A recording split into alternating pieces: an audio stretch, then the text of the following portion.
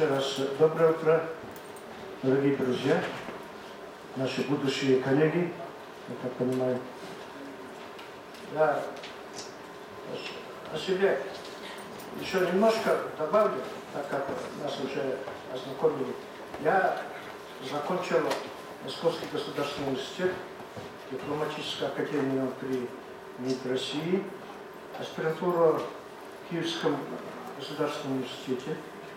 Так что я с вами тоже одинаковый русско-советский образовательный путь. Но потом, после 90-х, я учился на Тайване в Институте международной торговли. Приходилось немножко так переориентироваться. Так, насчет нашей беседы на сегодня я выбрал тему торговля между нашими двумя странами. Но вы, наверное, знаете историю, как начиналось отношения между нашими народами.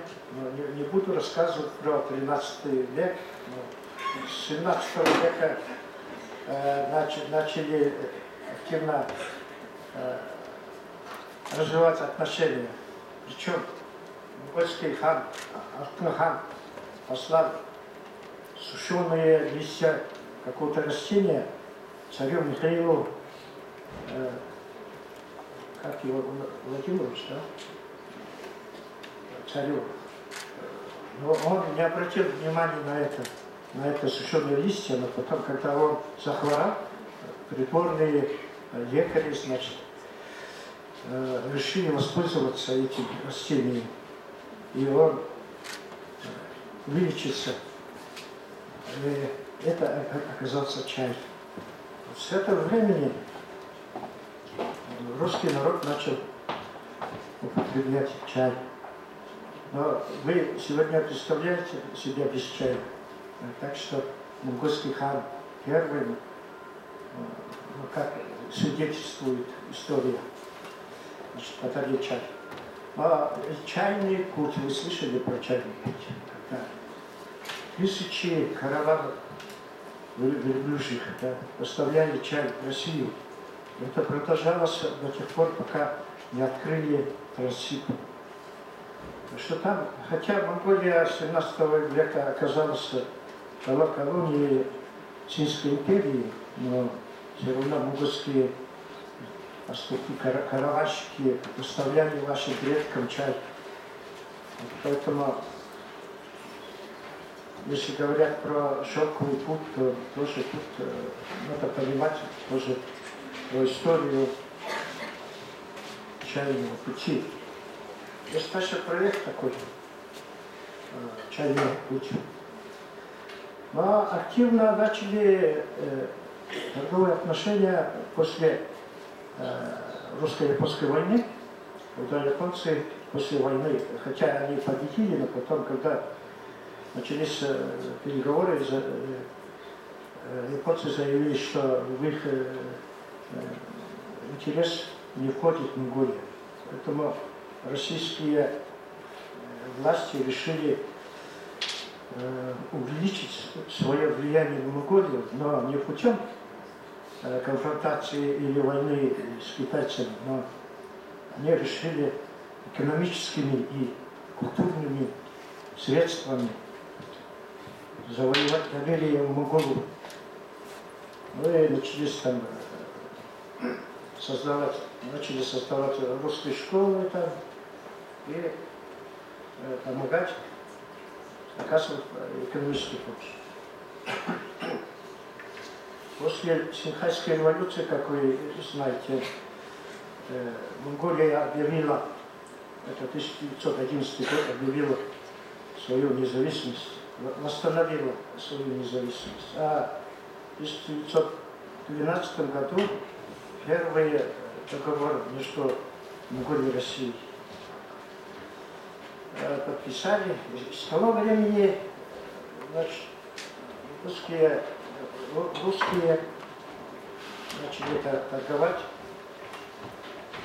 Но история свидетельствует, что не очень хорошо шло вот не очень хорошо шла торговля. Потому что традиционно монголы пользовались китайскими товарами. Китайскими, вы знаете, национальная одежда, все из шелка и ткани. Поэтому российские мануфактуры, значит, качество товаров не совсем соответствовали, не могли конкурировать с китайскими. И так, в 2015 году, тоже вы слышали, наверное, про автономию Монголии, трехсторонний договор. А настоящая торговля началась развиваться после революции, народной революции 1921 года. И до 1925 года на монгольском рынке господствовали капиталисты, американцы, там, датчане, немцы, но больше всего, конечно, китайцы. И к 1930 году всех их вытеснили, и начало развиваться монгольское, российское торгово-экономическое сотрудничество. Но про военные годы вам известно. Да, в 1936 году там протокол был подписан о взаимопомощи. В 1941 году Монголия народ помогал. Но много подарков, там, коней, там, не только коней, но и танки, самолеты подарили. И все для фронта, все для победы. В тылу, как советский труженик, трудился монгольский народ. Но это все помнят, да? До 1991 года, 70 лет, мы активно сотрудничали, дружили, да? Помогали друг другу. А в 1991 году вы знаете, что как разрушился социализм, как Советского Союза не стало. И с того времени наступили тоже тяжелые времена, не только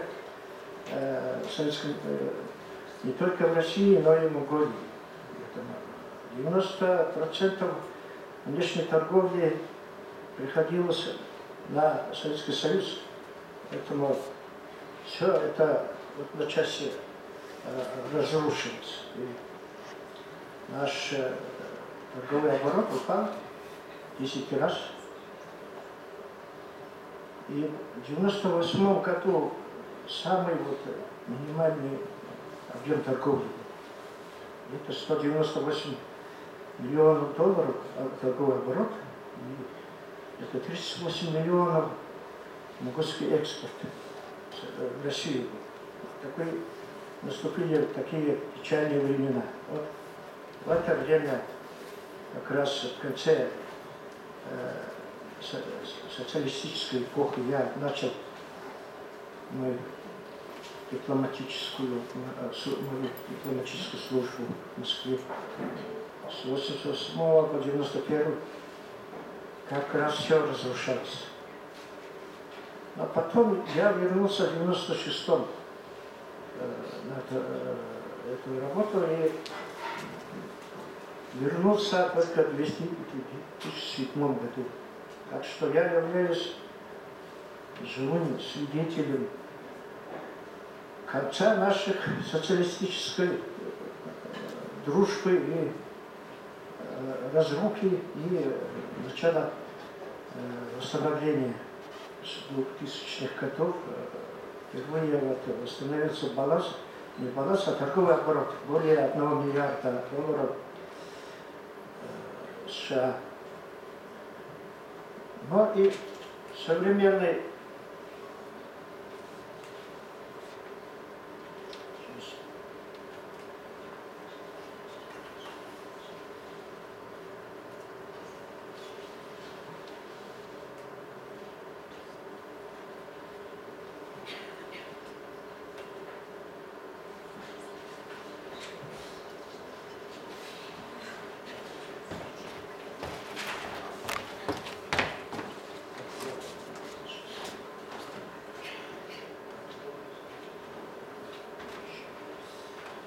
вы видите, как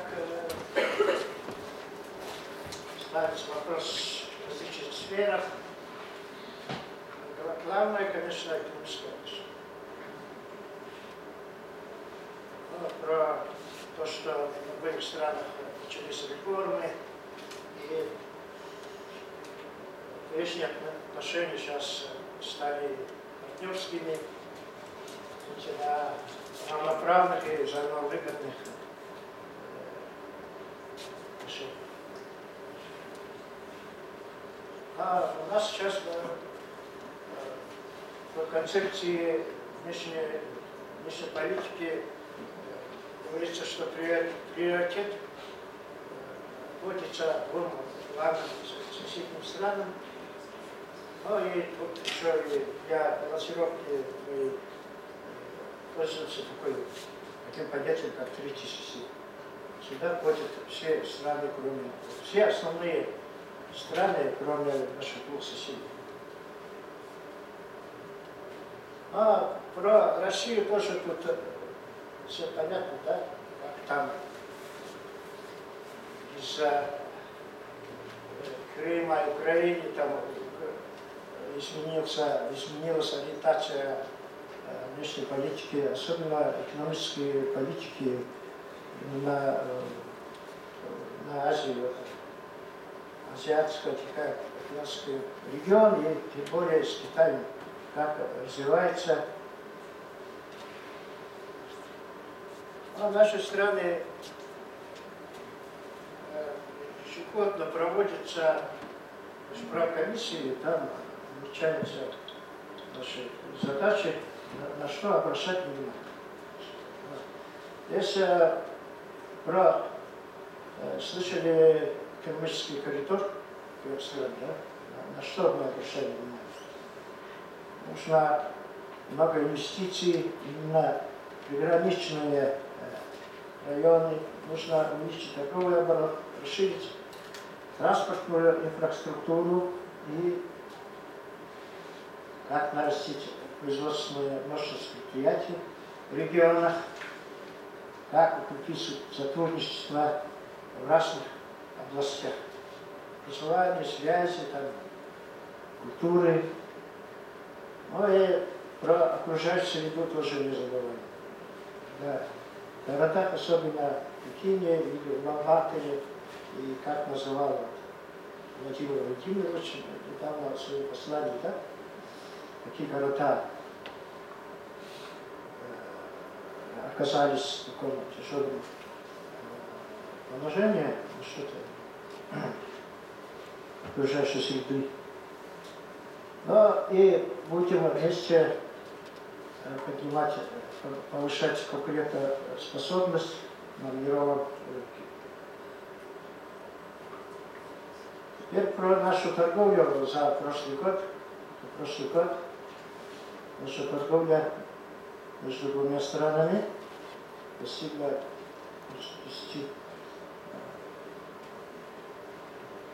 это наша внешняя торговля достигла 10,5 миллиардов долларов США. Это больше, чем позапрошлом году на 27%. А экспорт 6,2 миллиарда, импорт 4,3 миллиарда. Сейчас это общая наша торговля с другими странами. Нам надо посмотреть на график, как там идет еще Россия. Так, видите, да? Наш экспорт в Россию составляет всего 1,2%. Это, конечно, очень мало.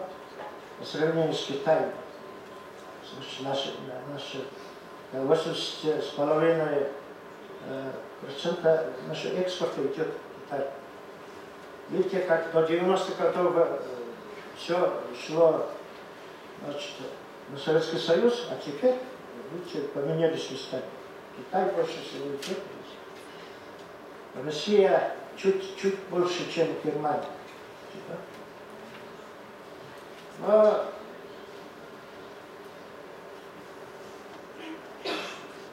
это Монголию, которая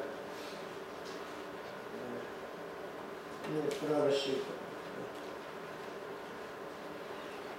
Наша основные экспортные товары, основные товары это уголь, коксующийся уголь, медь или железо. Видите, график, да, увеличивается сколько год, но поскольку наш экспорт зависит от мировых цен, когда цена падает, наша экономика тоже испытывает трудности. А у нас, значит, что мы экспортируем? В основном, конечно, минеральное сырье, горнодобывающие промышленности, ну и традиционные изделия из шерсти и козьей пуха. Наш импорт, видите, Китай 40,7%, Россия занимает второе место, но здесь в основном мы покупаем из России нефтепродукты, в основном. Ну, и там немного продукции пищевой промышленности.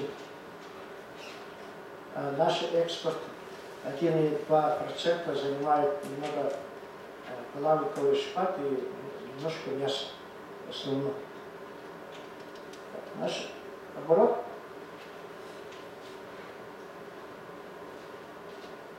на 2012 года было понижение, и в 2016 году достигло 936 миллионов долларов, а в прошлом году, то есть в 2017 году, торговля выросла до миллиарда 368 миллионов долларов. Но здесь нужно отметить, что для монгольской стороны все равно дефицит.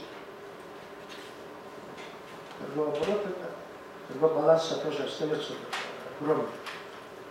Значит,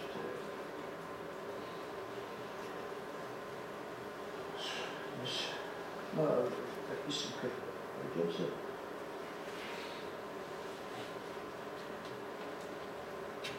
Ну, как выросло в этом году, в прошлом году. Лучше стало. Отсюда видно, да? Экспорт, импорт и оборот. В 2009 году торговля сократилась из-за, понимаете, да, когда произошел экономический кризис во всем мире, уже вот как отражается. Вот после 2011 года, в 2012 году наш внутренний валовой продукт вырос на 18,4%. Это небывалый рост был тогда. А потом начал тоже падать. В 2016 году, видите, сколько меньше миллиарда, а в прошлом году уже. Я еще раз повторяю, что баланс торговли для Монголии отрицательный. Эти 41 миллионов долларов наш экспорт. Это 1,2% всего экспорта. Вот в таком состоянии наша с вами торговля.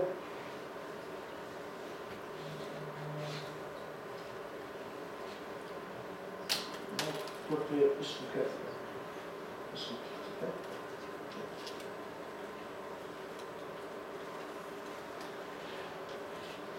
Но здесь отмечается, что данные двух статистических управлений, в частности таможенных, различаются. Данные различаются. Это не только в Монголии, в других организациях тоже выходит по одинаковой вроде бы позиции, но разные данные бывают.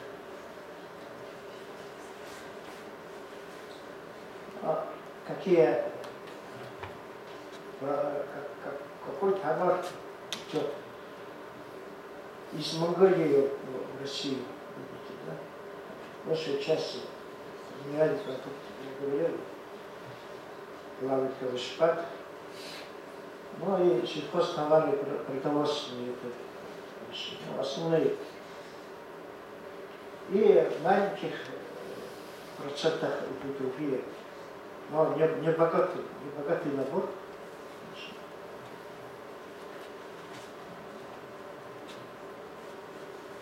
Так,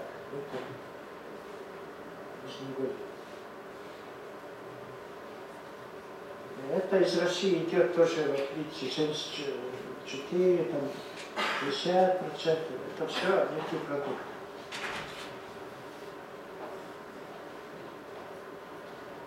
Но какие у нас стоят проблемы? Видите, проблемы какие? Но это огромный, я говорю, дисбаланс, который в экономических отношениях между Россией и Монголией. Но идет тоже, все идет в Китай. Там статистические данные различаются. Главное, вот с Монголией при социализме значит, более 90% шло в Советский Союз, но из них 40% занимали скот и мясо. Отдельные годы только Монголия поставляла мясо. Потому что вы, наверное, слышали, что при социализме всего там 12-13 стран между собой торговали. Но понемножку с другими странами, но в основном между собой рассчитывались таким переводным рублем. Клиринговый счет назывался. Ну, почти по-современному бартер, да? Значит, все было по плану. Значит, столько-то машин в Монголию, столько-то скота в Россию. Причем скот был тогда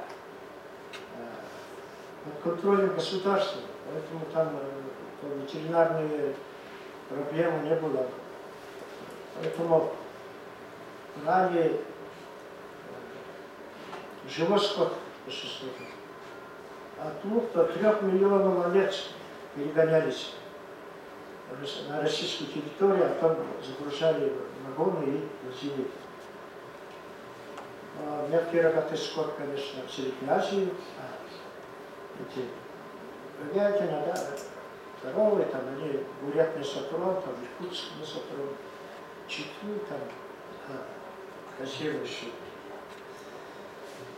Так, сейчас вот еще просто надо активизировать региональные приграничные связи. Хотя это уже больше 26 лет говорим об этом, но это медленно развивается. Так, надо, значит, проблема стоит изучение потребительских рынков.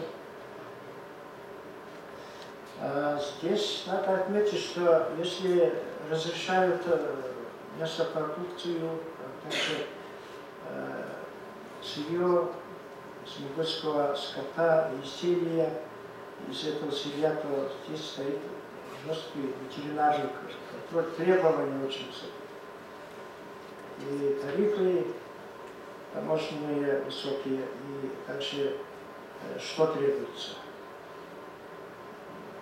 Чтобы не болел скот. 3 года, за последние 3 года в этом регионе, откуда эксплуатируется скот, мясо, должно быть чистым насчет ветеринарной проблемы. И мясо, значит, замороженное без костей, должны поставляться до Урала только на предприятие. А на розницу не разрешится. Вот такие барьеры. Значит, баранину не берут. видимо, русские не едят дурали. Есть, которые любят, конечно, гулят, конечно, всегда. Но все-таки из Москвы все контролируется, поэтому было время, когда в начале 90-х годов приезжали Саранов, наш президент, и Тулеев, там все приезжали, пробовали московское мясо, решались на импорт, но из Москвы, значит, не разрешали доллар, не разрешали, да? Вот это вопрос до сих пор стоит. Хотя монголы готовы поставлять баранину. Мягкий рогатый скот вообще у нас достиг 80 миллионов. При социализме было 26 миллионов, из них 3-4 всех видов скота поставлялись в Советский Союз. А сейчас, видите, год где-то 800 тонн, причем конины. Вот такие вопросы стоят до сих пор насчет ветеринарного контроля.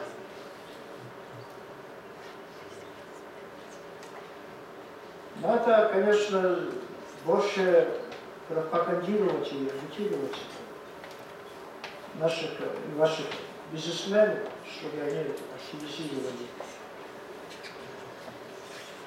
и больше получали информацию.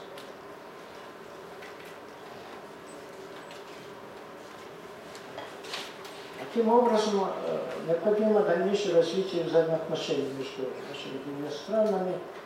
Главное, значит, торгово-экономической сфере. Нужна поддержка,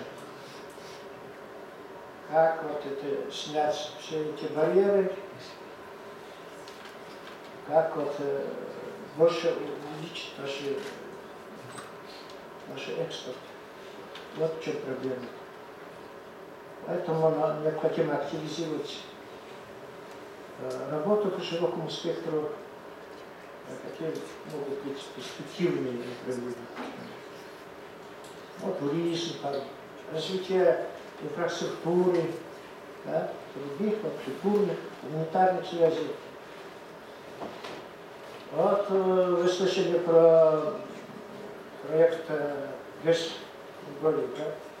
Монголы хотят самостоятельно вырабатывать электроэнергию. Вы знаете, что самый дешевый вид это без гидроэлектростанции. Надо друг друга понять и хорошо рассчитать, в чем, значит, отрицательная сторона, в чем положительная, где могут быть взаимовыгодное сотрудничество здесь.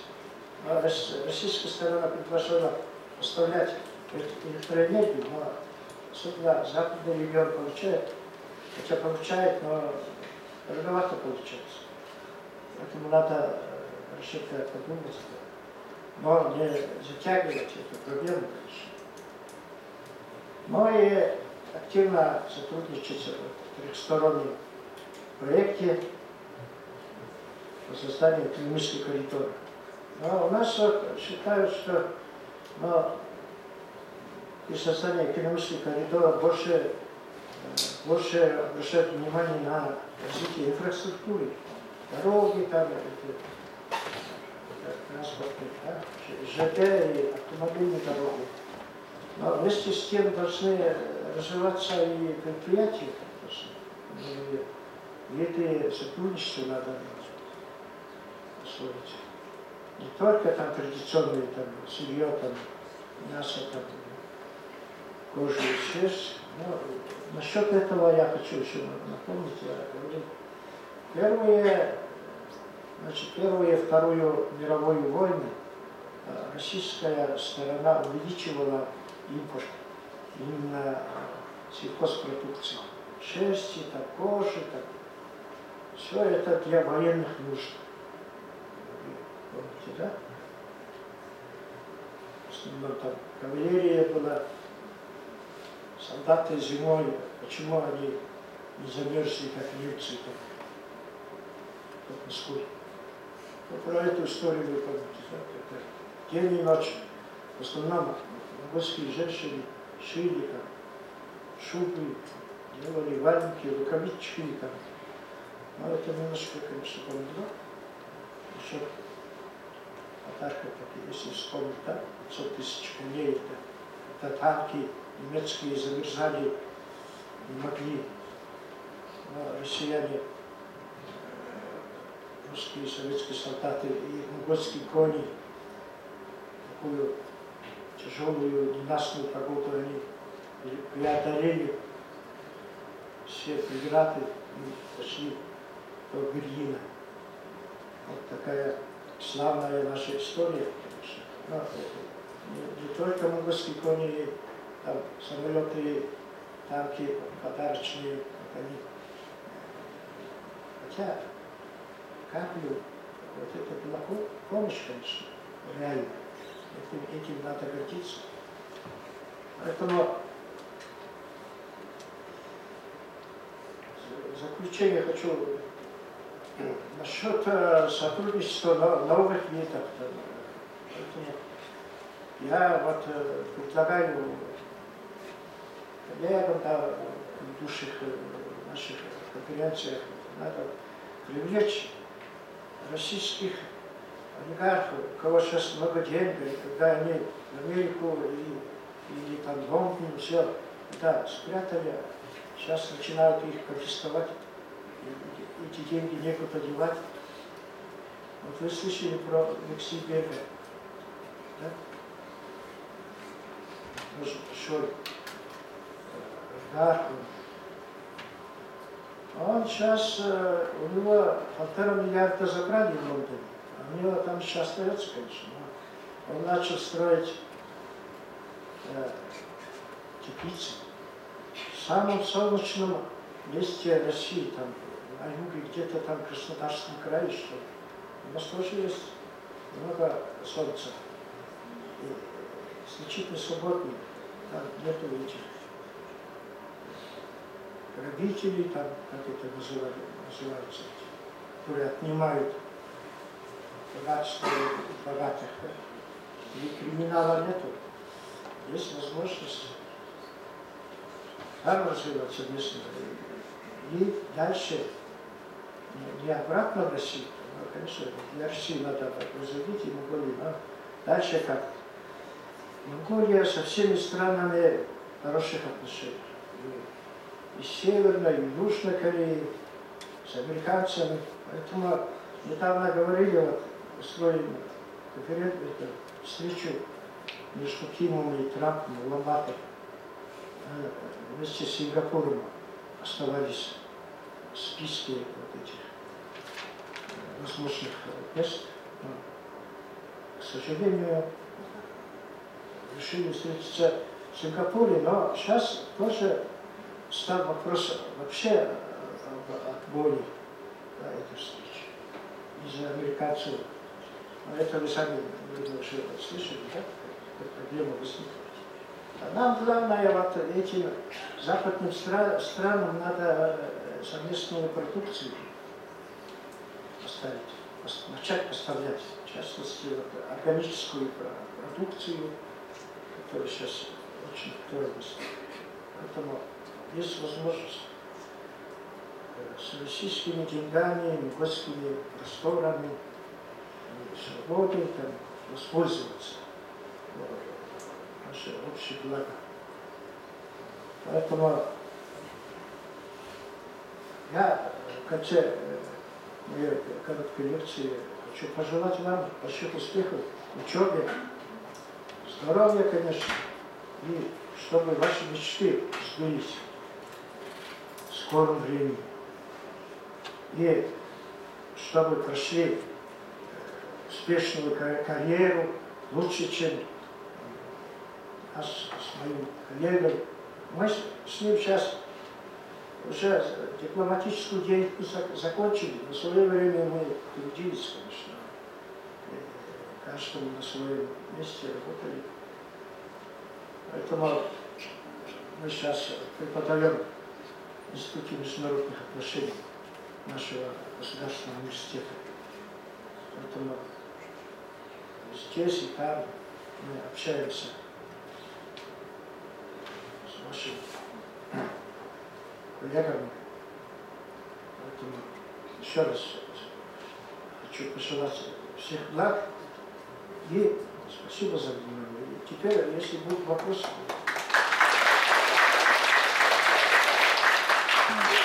Алис говорит, так, мощник, большое спасибо. И теперь на правах ведущего я хотел бы одну реплику и один вопрос задать, начать, по крайней мере, а потом наши студенты подключатся. По поводу реплики, вот Алис Гулай начал и закончил свой доклад, свое сообщение вопросами, связанными с историей отношений наших стран, в том числе темой участия Монголии в обхвате Великую Победу в Великой Отечественной войне. Я хотел здесь несколько добавить, пояснить. У нас, к сожалению, особенно среди современного населения России, о Монголии и ее участии в победе крайне смутные представления, небольшие. Многие считают, что это вообще несущественно было, но просто добавлю к вышесказанному о вкладе такой просто небольшой факт. У Советского Союза было много союзников в этой войне, в том числе Соединенные Штаты, в том числе которые оказывали поддержку в форме ленд-лиза. Помните такое понятие? Да? Безусловно, ленд-лиз сыграл свою роль, но замечу, что ленд-лиз все-таки это был кредит. То есть Советский Союз расплачивался за него и выплатил после войны. Монгольская же сторона все свои поставки делала бесплатно, ну то есть безвозмездно, не требуя взамен каких-то материальных благ. То есть это тоже момент, который нужно понимать и оценивать. Теперь, что касается вопроса, уважаемый Аюш, говорили о проблемах с поставками мяса, мясной продукции в нашу страну. Дело в том, что у нас, в том числе в прессе Бурятии, очень активно об этом пишут. Наши общественные деятели заявления по этому поводу делают, часто критикуя нашу сторону, и не безосновательно, конечно, в том, что объемы поставок не растут. А вот все-таки, на ваш взгляд, есть какие-то вещи, которые мы неправильно понимаем с точки зрения возможностей и потенциала экспорта. То есть есть стереотипы, что в советское время объемы были большие, это правда. И сейчас ничего объективно не мешает сделать то же самое, то есть добиться таких же объемов. Вот насколько это корректное утверждение, может быть, действительно это заблуждение? Спасибо. На этот счет, значит, может быть, два объяснения. Во-первых, когда одна страна закрывает пограничный большой барьер, ставит в виде пошлины, ограничений, бестарифных, нетарифных, идет объяснение, что хотят защитить своих отечественных производителей. Надо понимать, хотят увеличить поголовье мелкого рогатого и крупного рогатого скота. Хотя по сравнению с серединой 90-х годов Россия увеличила производство, сейчас уже три производства, свинины и курятины. А насчет говядины, там 20 лет назад, например, импортировали 1,5 миллиона тонн говядины. И тех тоже по 1,5 миллиона. Но сейчас ситуация такая, что немножко, где-то 300 тысяч тонн говядины сейчас импортируется. Но откуда? Ну, понятно, когда были хорошие отношения, то в основном из Германии, свинины, Но сейчас все это, насчет говядины импортируется из Бразилии. Вы знаете информацию, что с 1 декабря запретили из-за использования гормонов роста мышц, которые тоже влияют на здоровье человека. Да? А тогда, когда запретили, то сразу соседние страны, то ли Аргентина, то ли Уругвай, они готовы уже поставлять. Монголы, это второй вопрос насчет ветеринарного контроля. Ставится между двумя странами между двумя ветеринарными службами есть протокол, по которому ставятся разные условия. Например, мангустский скот должен поставляться, мангустское мясо замороженное, без костей, должно поставляться из тех районов, где за последние 3 года не было болезни. Да? А такого почти трудно добиваться, если не по всей стране одновременно провести эти ветеринарные процедуры. Поэтому, хотя мы можем, у нас есть возможность до 100 тысяч тонн поставлять в год, но традиционно мы поставляли сезон именно весной, получали деньги, а осенью, когда упитанный скот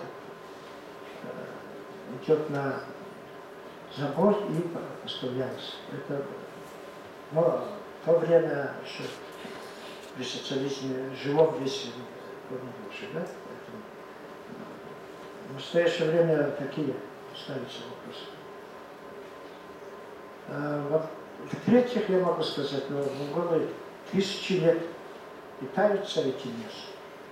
Вы знаете, каких успехов добиваются, например, наши борцы, сумоисты, там, в Японии вообще японцам не дает подняться. И наш премьер-министр Бояр, когда он посещал Японию, призвал японцев питаться бараниной. Ну а когда вы будете, как наши борцы на ваших татам, говорю так, конечно, японцы не будут есть это. То же самое монголы не будут там сырую красную рыбу. Поэтому здесь надо, конечно, хорошую пропаганду, пропагандировать. Кстати, сейчас мировая пресса пишет, что о большой пользе баранины. Слышали, да? Читали это? Поэтому питайтесь, пожалуйста, бараниной. Вот так кратко я могу так ответить.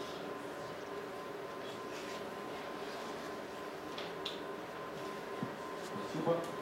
Пожалуйста, вопросы? Здравствуйте, вопрос. Погромче, пожалуйста, погромче.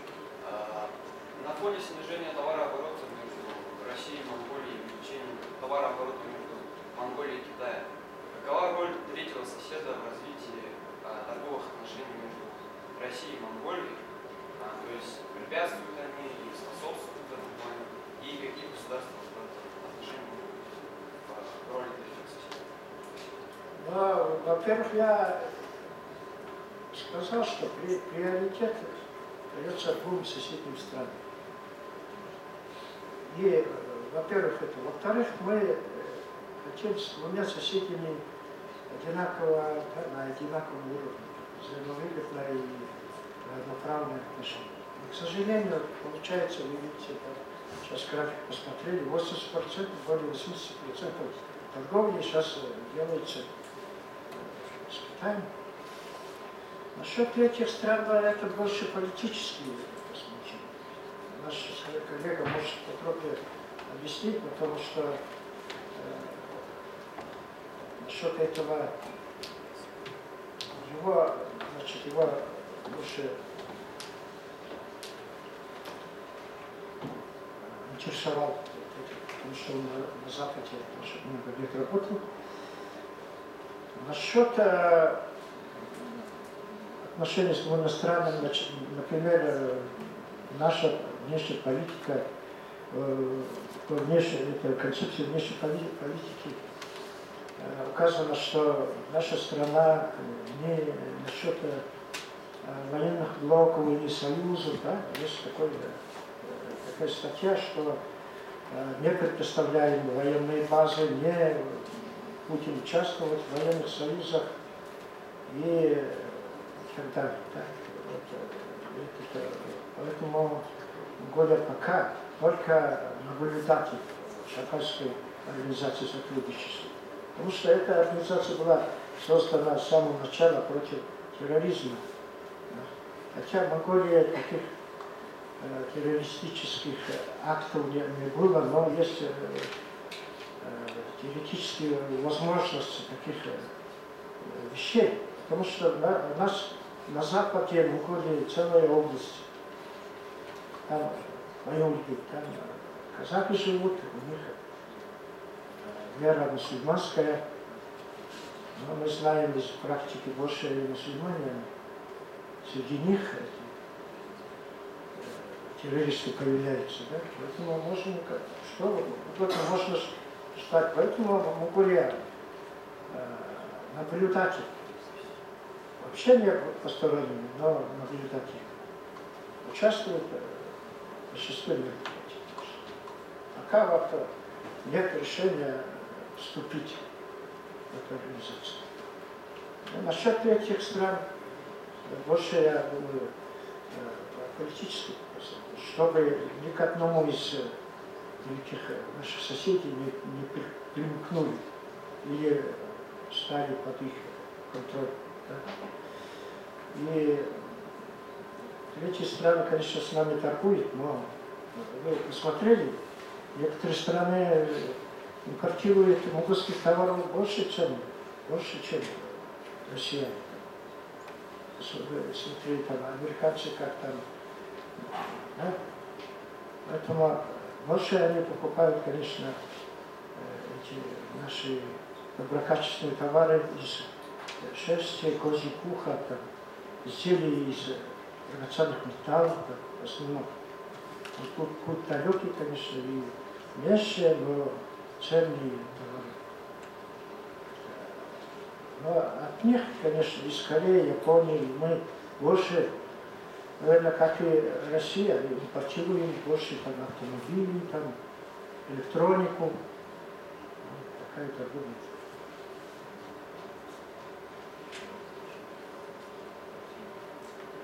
Если будут еще вопросы, можно ответить. Я доводу некоторые там факты о непокупке России монгольского мяса. Это главной причиной это является не только Россия, а Монголия тоже. Потому что когда мы переходили на рыночные экономики, мы приватизировали скоты. Эти скоты стали частными собственниками кочевников. В то же время мы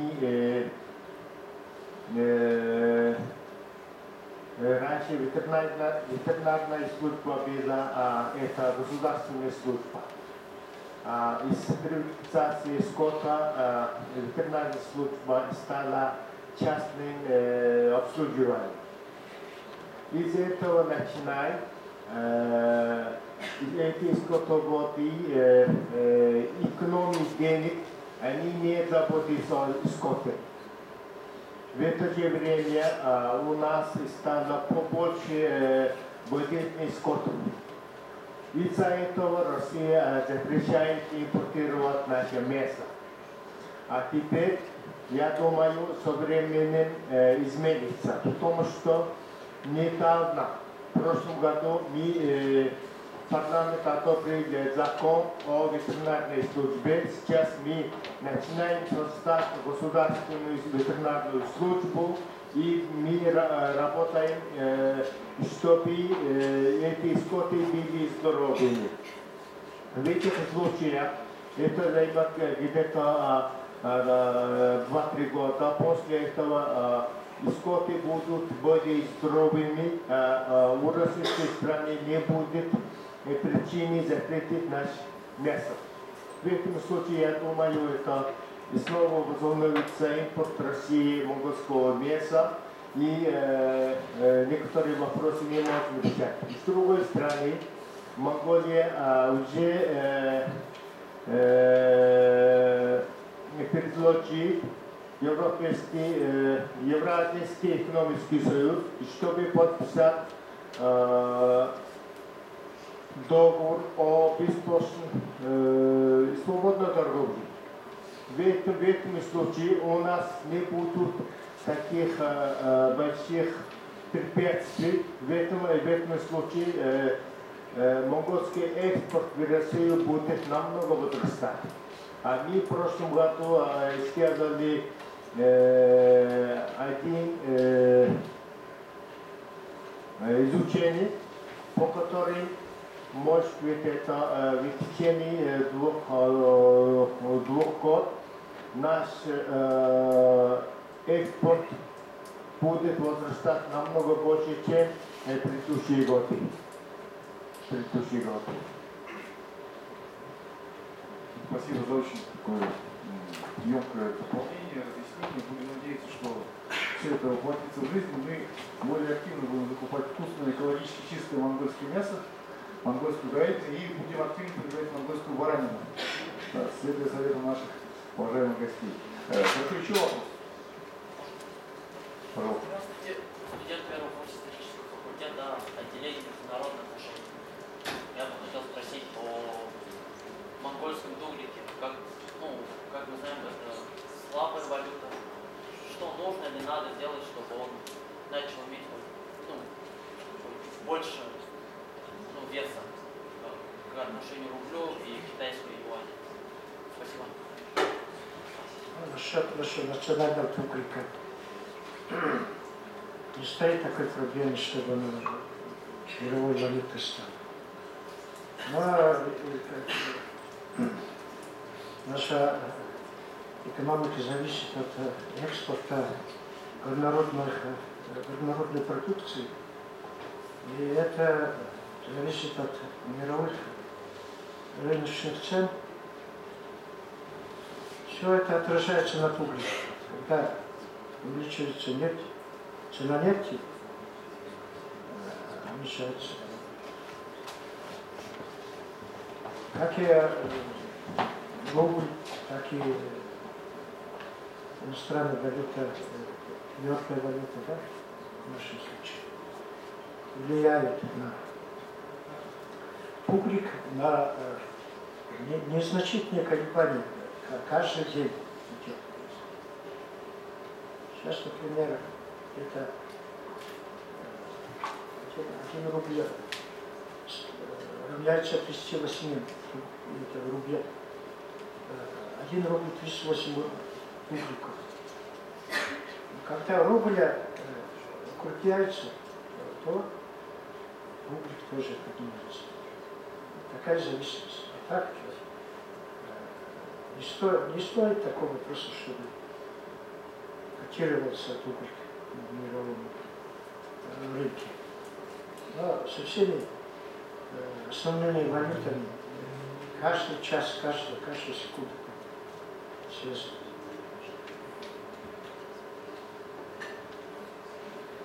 Еще вопрос? Никитина Галина, второй курс. У меня такой вопрос.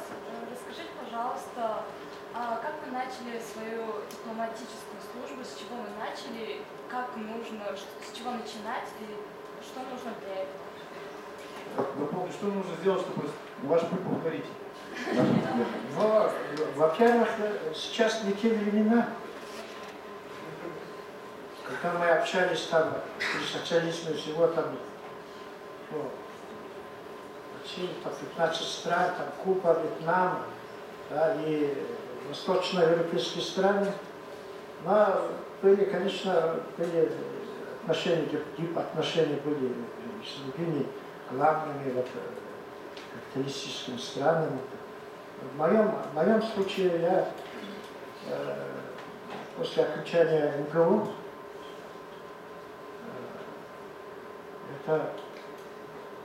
после окончания МГУ я начал преподавать в нашем университете.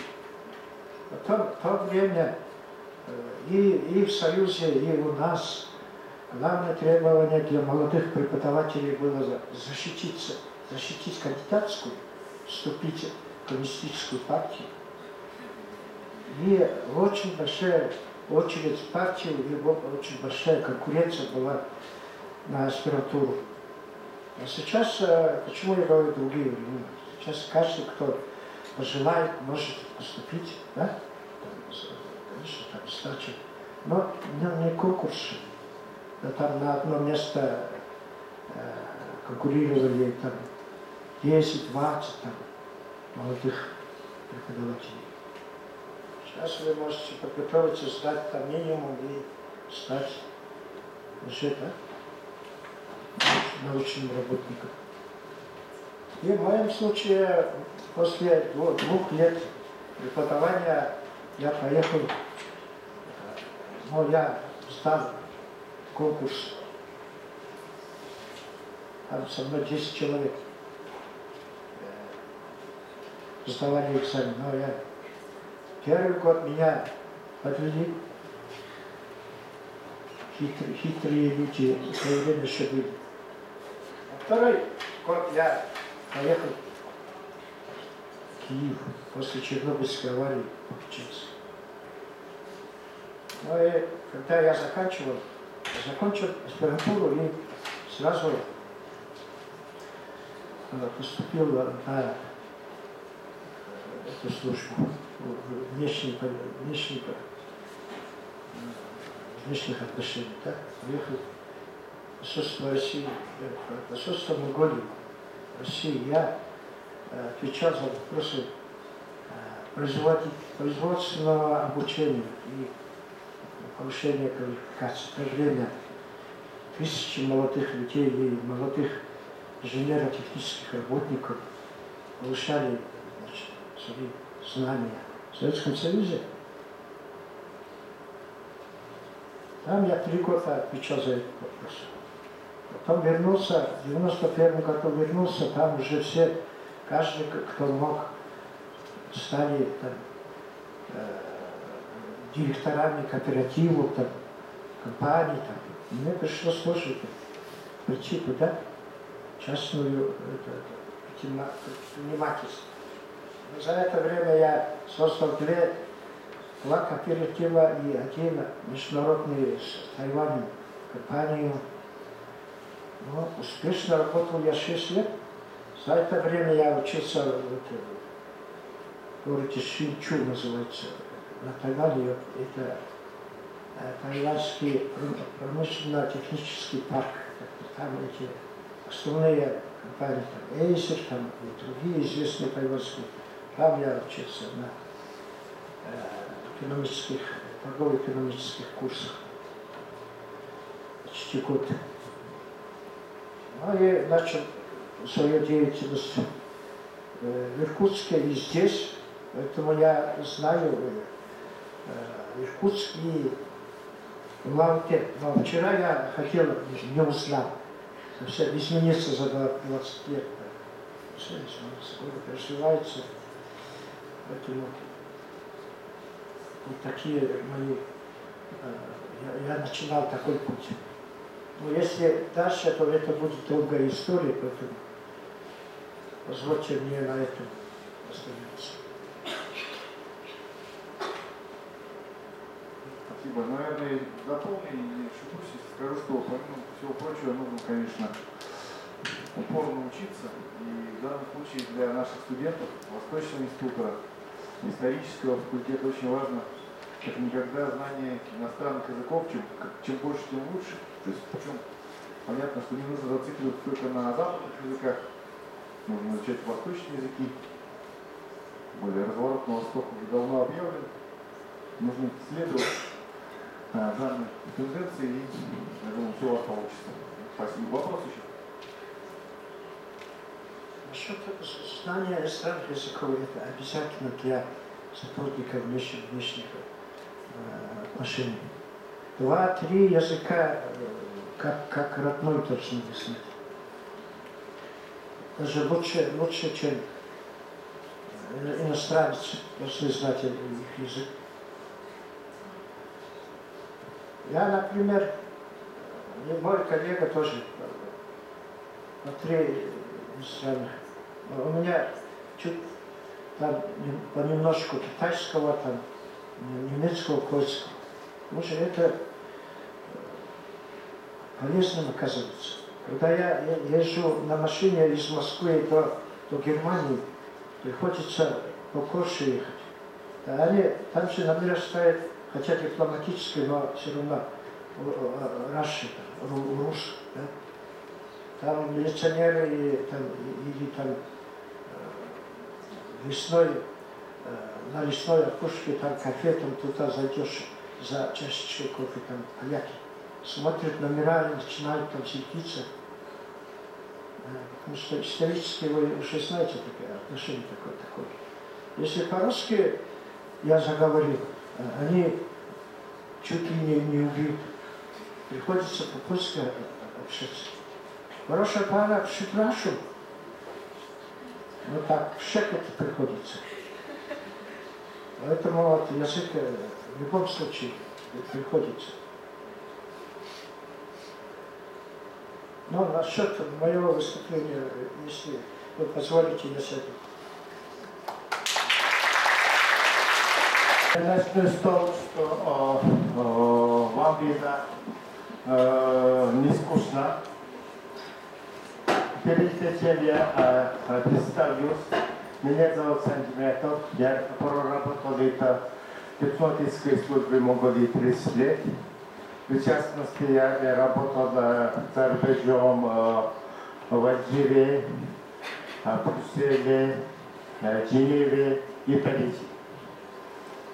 Потом перешел на преподавательскую работу, чтобы передать мои знания, то, что я выучил новому поколению студентов. И писать некоторые книги. Последние 6 лет я выпустил 10 книг, в том числе некоторые книги были бестселлером, лучшей книгой в Монголии. Сегодняшняя моя тема геополитика, геоэкономика Азии. Но прежде начать мою лекцию, я отвечаю на вопросы некоторых наших студентов, которые передали перед перерывом. Сколько у вас среди вас, которые изучают международные отношения, поднимите руки. Не так много, но все-таки. Это дипломаты международные, это, по моему мнению, самые престижные, самые достойные, самые уважаемые профессии. Уважаемые профессии.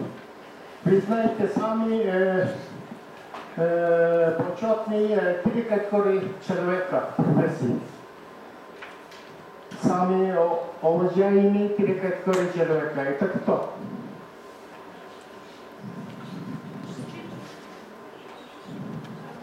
Это 3 категории человека. Это, во-первых, это президенты.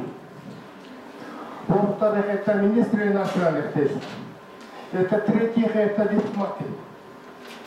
Из этих трех человек никто нигде ничего не спрашивает. Прямо приходит на переговор. Поэтому самые уважаемые 3 категории человека это президенты, министры иностранных дел и дипломаты. Потом я скажу, что чтобы стать дипломатом, нужно, в принципе, это 2 вещи. Во-первых, надо знать много. Например, это вы ходите по коридорам ООН, Организации Объединенных Наций. Там представители 200 стран.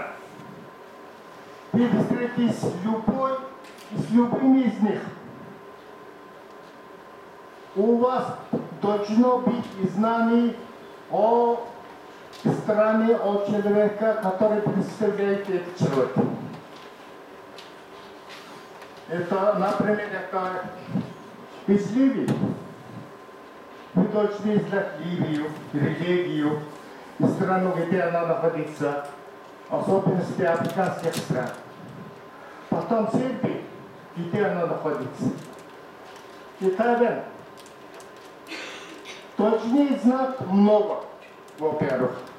Во-вторых, это дипломаты еще молодые люди, точнее знать, по крайней мере, 3 иностранных языка.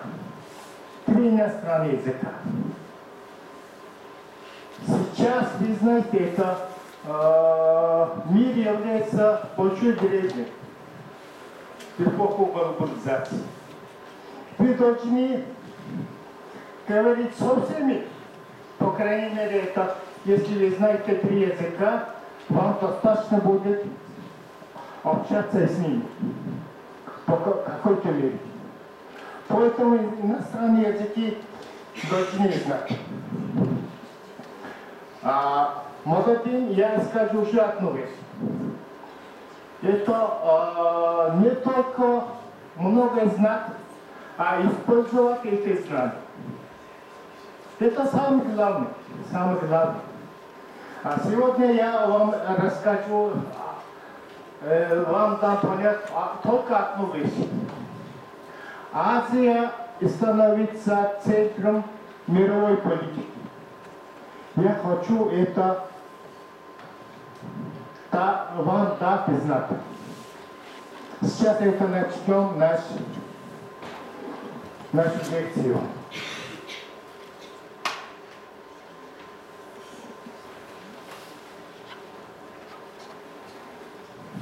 Вы знаете, что в последнее время азиатские страны развиваются очень быстрыми темпами. Очень быстрыми темпами. А их вес в мировой экономике становится более чувственной, весомой. Это экономическая мощь делает политическую мощь. Прежде всего, это экономика. Если экономика развивается не так хорошо, политика не получается. Политика не получается. Поэтому это экономическая мощь самое главное.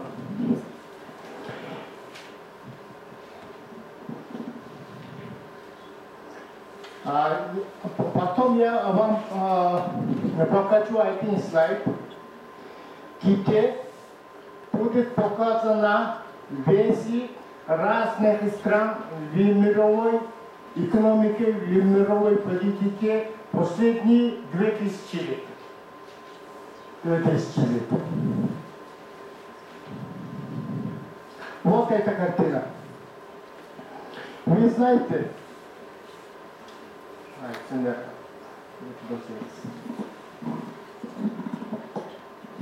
это мы живем сейчас в 2018 году, да? Если взять это первый год, тогда в мировой экономике, в мировой политике это Китай и Индия являлись самыми крупными, самыми влиятельными странами. Это мир меняется. Только не в одну сторону, и в другую сторону. А потом 1820 год. И этот период индустриального развития. В это время Западная Европа приходит на мировую арену. Вы смотрите сюда. А потом можно взять период 1950 год.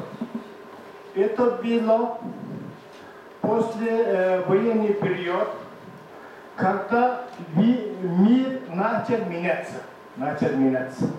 В это время американцы были одной полем мирового развития, у них были деньги, экономика очень хорошо развивалась. После этого это американский вес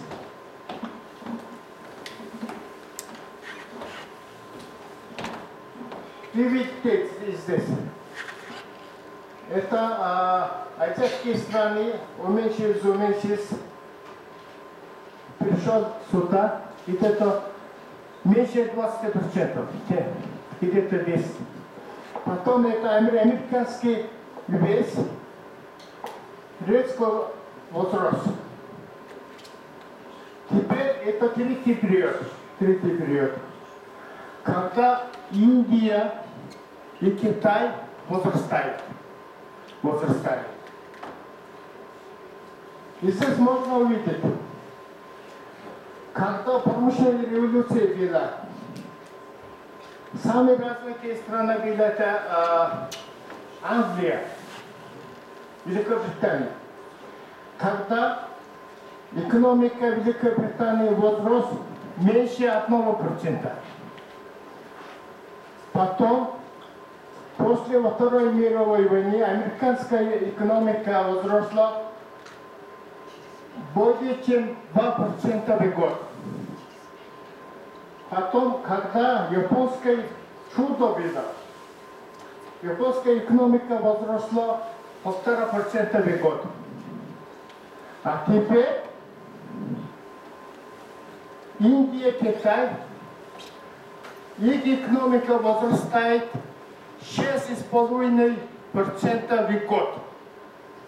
Если взять средний возраст,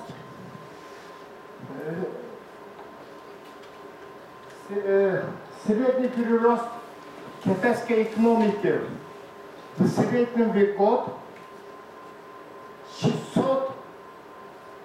$670 миллиардов.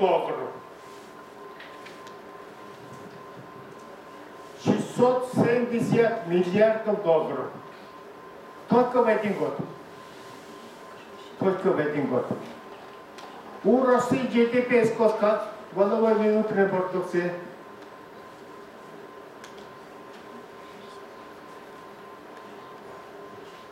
Друзья, видите, живете в России, вы должны знать. Но если взять эту кругленькую сумку, $2,5 триллиона, 2,5. Это китайский перерост экономики за сколько лет будет, как российский?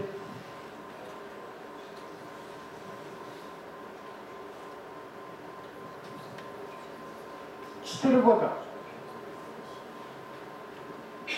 За 4-летний возраст китайской экономики примерно эквивалентно российской экономике. Это огромный прирост. Поэтому, как вы видите, теперешняя китайская индийская экономика становится большим, влиятельным и имеет большой вес.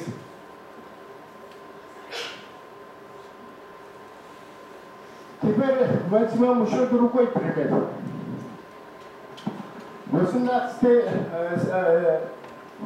2016 год. G-доллар. Какие страны? США, Германия, Франция, Италия, Испания, Япония и Великобритания. И 7. Это emerging countries.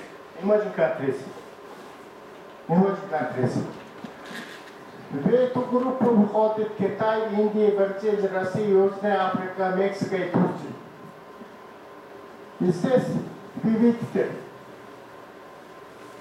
чуть больше, чем G7. А когда в 2050 году G7 будет более чем половина мировой экономики. То есть Азия становится настоящим центром мировой политики и экономики. А Азия определяет мировые тенденции в политике и экономике. Из этого можно делать некоторые выводы. Только что я вам и сказал, не только знать много, а надо использовать это знание. То есть из этого можно делать выводы, что если вы будете заниматься бизнесом, тогда вам придется работать из Азии. Если вам нужно изучить иностранные языки, азиатские языки надо знать. Иначе нет другого выбора вам. А это английский язык, сегодня самый популярный. Это перестанет. Я вам даю это два примера. Когда Соединенные Штаты приняли первую конституцию, они хотели писать, какой язык будет государственным языком. В то время было две главные языки в Соединенных Штатах. Это немецкий и английский. Когда голосовали в Сенате, несколько раз голосовал, и все были 50-50%. Тогда один из смелый человек вспомнили, что одна женщина, член Конгресса, лежит в больнице. Его привез и принял решение, английский язык будет государственным языком. Теперь вы знаете, в Соединенных Штатах нет следа германского языка. Потом, когда во Второй мировой войне англоязычные страны во главе с американцами, они самой влиятельной силой, самой влиятельной экономикой, самой передовой технологией. Поэтому весь мир начал изучать английский язык. А когда американцы перестанут доминировать в мире, а другие народы будут изучать не английский, а китайский, индийский. Вы знаете. Поэтому, когда вы читаете, узнаете, присвоите знания, вы должны использовать и сделать выводы для себя. Это самая важная вещь. Ну так, теперь это ведущие экономики мира. 16 год, 50 год. Тогда вы знаете, теперь китайцы делают 18% мировой экономики. Американцы 16%. Европейский Союз 15%. Индия 7%. К 50 году китайская экономика будет равна американской плюс Европейского Союза. Индийская экономика возрастает в 2 раза и становится 15% мировой экономики.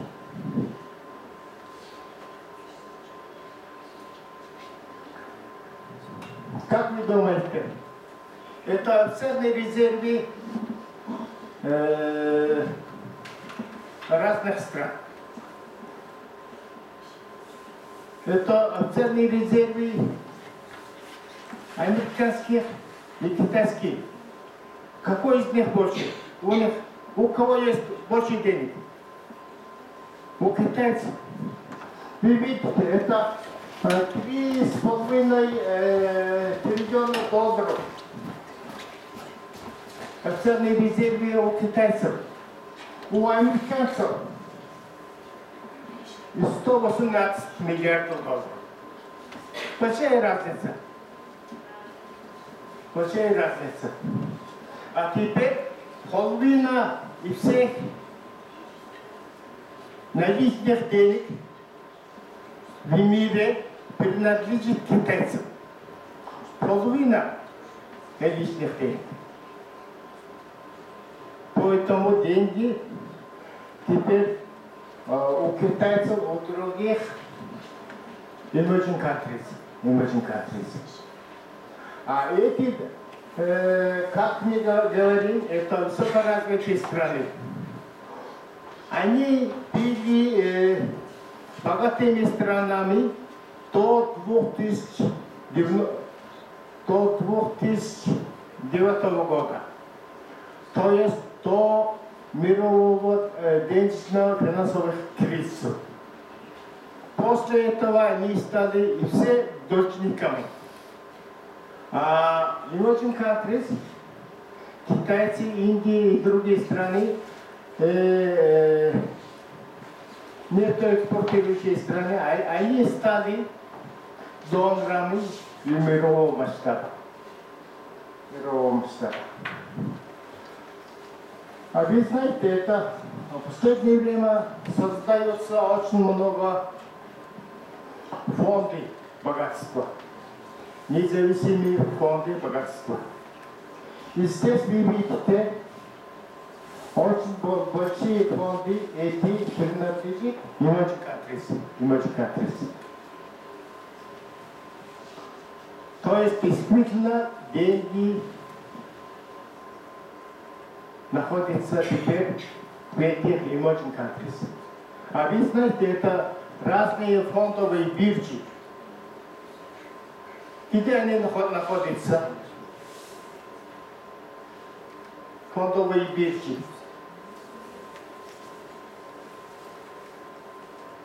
И назовите некоторых из них. Нью-Йоркский.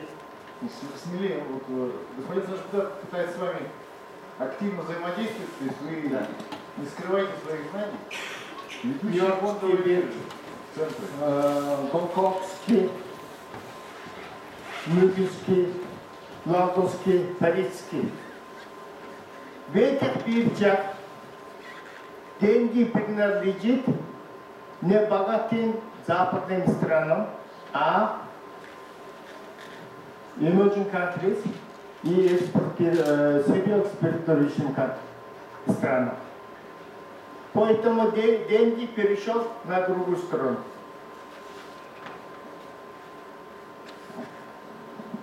А здесь показано это доля государственных долгов.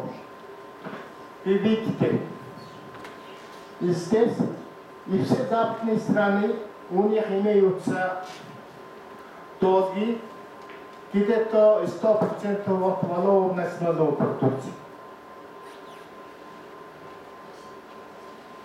Это большие деньги. Из государственного бюджета они платят многие деньги. Это ограничивает развитие в этих странах. А здесь самый большой долг у Японии. Как вы думаете, самый большой долг, государственный долг у Японии? А тогда у Греции 170-80%. Почему у Греции больше кризисов, больше проблем, чем у Японии?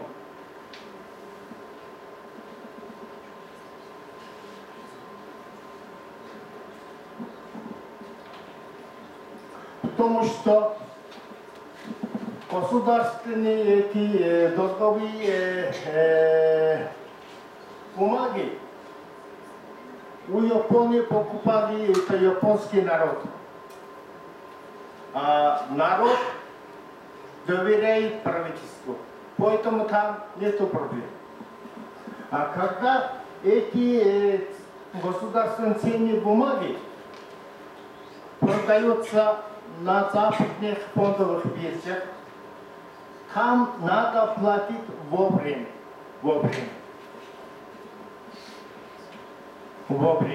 Если сегодня ты должен платить $100, если не платить, ты банкрот. теперь банкротом объявляют. А Японии там нету этого. Поэтому есть разные эти вещи вам должны знать.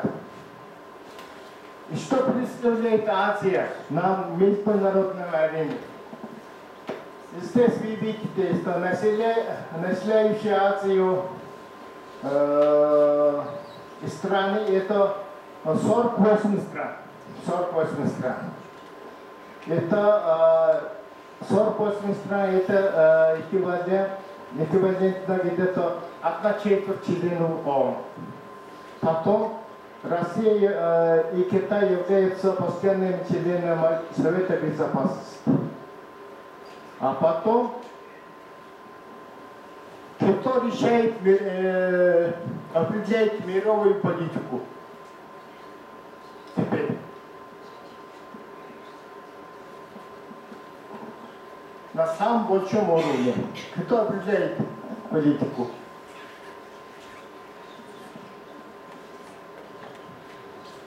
Это G20. Раньше, до мирового кризиса 2009 года, эти страны G7, они определяли мировую политику. После того, как кризис прошел, западные развитые богатые страны, они стали должниками. Эта группа 20 определяет мировую политику. В эту группу входит 8 азиатских стран. Это Китай, Япония, Индия, Россия, Корея, Индонезия, Турция, Саудовская Аравия. 8 стран.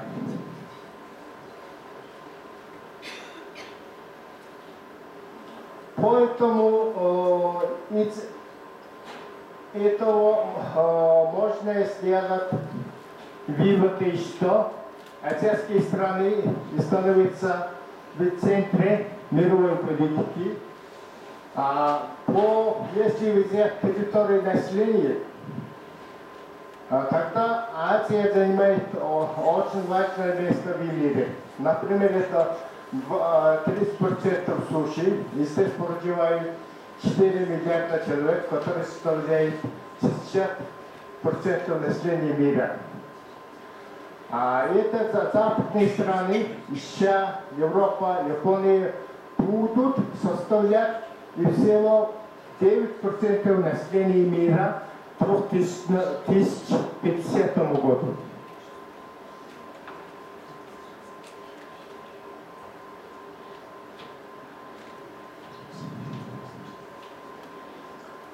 То, наверное, я на этом закончу мое выступление. Если будут вопросы, я с удовольствием отвечу на ваши вопросы. Ну, конечно, вы не стесняйтесь, задавайте вопросы.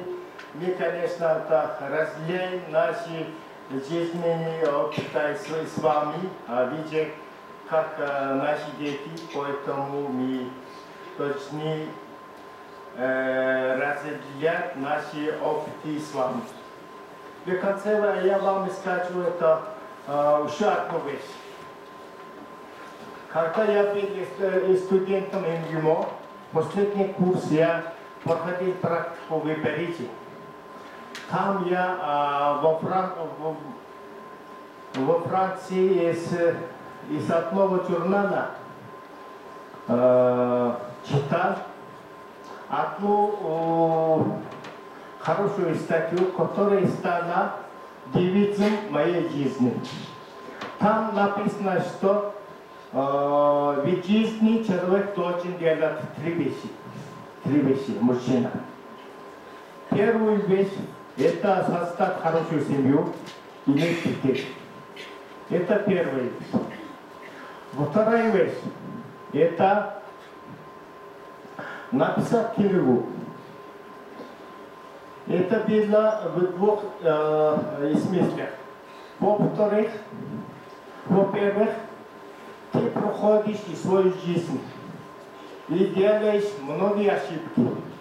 Если ты напишешь книгу о своих жизнях, оставишь детям, они будут обходить твои ошибки. Это будет очень полезно для детей.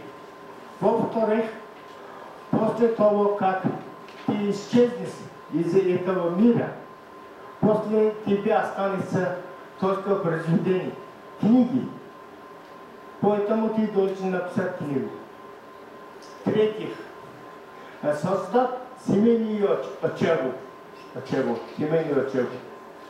То есть, ты приходишь домой, в этой очаге ты будешь счастливый. Еще твои дети будут вспоминать, что мой очаг там есть, будут приходить в эту очагу. Это будет сохранять твою семейную связь. Эти три вещи вы должны запомнить. И если вам можно будет следовать моим советам и становиться как я, который я уже почти сделал, эти три вещи. Спасибо вам большое.